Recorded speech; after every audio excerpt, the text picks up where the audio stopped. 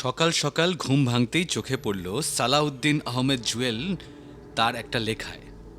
দক্ষিণ আফ্রিকার বাবেম্বা গোত্রে কোনো ব্যক্তি কোনো অপরাধ বা ভুল করলে বাকি সবাই মিলে তাকে গ্রামের মধ্যিখানে একটা নির্দিষ্ট স্থানে নিয়ে যায়।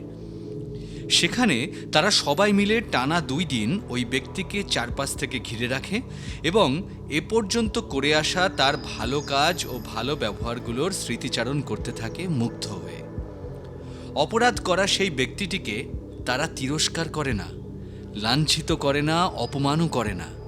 তারা বিশ্বাস করে পৃথিবীর প্রতিটি মানুষই ভালো, কিন্তু মাঝে মধ্যে ভুল করে ফেলে সেই মানুষ।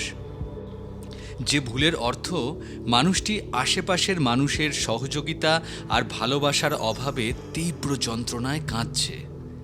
মানুষটিকে তারা তার অতীতের সমস্ত ভালোর স্মৃতি স্মরণ করিয়ে দিয়ে সেই ভালোতে তার আশেপাশের অন্যদের জীবন কিভাবে পাল্টে গেছে, কতটা উপকার হয়েছে অন্যের, সেসব গল্প বলতে বলতে বুকে জড়িয়ে নেয় একে একে। ওই সময় ভুল করা মানুষটি এত মমতা, এমন প্রেম, মানবিকতার অমন রূপময়তা সহ্য করতে না পেরে ডুকরে কেঁদে ওঠে। সে তার ভুল বুঝতে পারে, সে শুধরে যায় মানুষের ভালোবাসায়। মানুষের ভালোবাসা কি না পারে। তাই বলি, মানুষকে অপমান করো না। থ্যাঙ্কস টু সালাউদ্দিন আহমেদ জুয়েল এত সুন্দর একটা লেখা শেয়ার করবার জন্যে।